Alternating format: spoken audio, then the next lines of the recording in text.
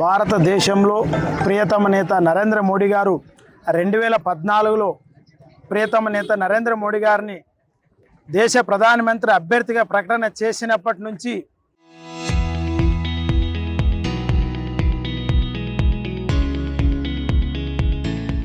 ఆనాటి నుంచి ఈనాటి వరకు కూడా ప్రతి ఎన్నికల్లో విజయడంకం మోగిస్తూ వస్తున్న మోదీ గారి నాయకత్వంలో పేద ప్రజలకు కావచ్చు, నాయకులకు కావచ్చు, అందరికీ కూడా ఏ విధంగా నేను ఒక సేవకునిగా సేవ చేసే భాగ్యం నాకు దేశ ప్రజలు ఇచ్చినారు అని చెప్పిన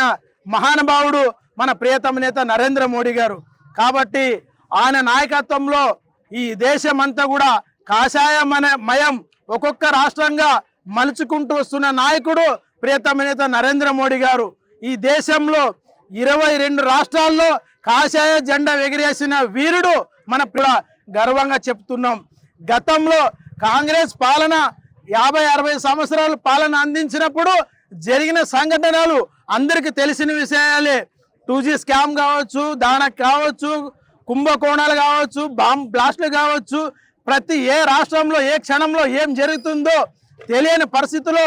పేద ప్రజలు బతికే ఏక స్థితి కాంగ్రెస్ పాలన అందించింది గతంలో. ప్రియతమ నేత నరేంద్ర మోడీ గారు 2014లో దేశ ప్రధానమంత్రిగా బాధ్యత చేపట్టినప్పటి నుంచి ఇప్పటి వరకు కూడా ఈ రాష్ట్రంలో ఈ దేశంలో ఎక్కడ అవాంఛన సంఘటనలు జరుపుకోకుండా పేద ప్రజలకు సేవ చేస్తూ సేవకుడిగా చెప్పిన నాయకుడు మన నాయకుడు ప్రియతమ నేత నరేంద్ర మోడీ గారు. అంతేకాకుండా పుల్వామా దాడి మన యొక్క దేశంలో జరిపితే వెంటనే 24 గంటల్లో తిప్పికొట్టిన గనుడు మన ప్రియతమ నేత నరేంద్ర మోడీ గారు. అంతేకాకుండా మొన్నటికి మొన్న జరిగినట్టు సంఘటన ఆపరేషన్ సింధూర్ తోటి ఒక రూపకల్పన చేసి ఒక మన భారతదేశం వీర మహిళలతోటి ఆ యొక్క ఏదైతే వాళ్ళు మన పైన దాడి చేసినారో దాడికి ప్రతి దాడి చేయించిన ఘనత మన ప్రియతమ నేత నరేంద్ర మోడీ గారిది. కాబట్టి ఈ దేశంలో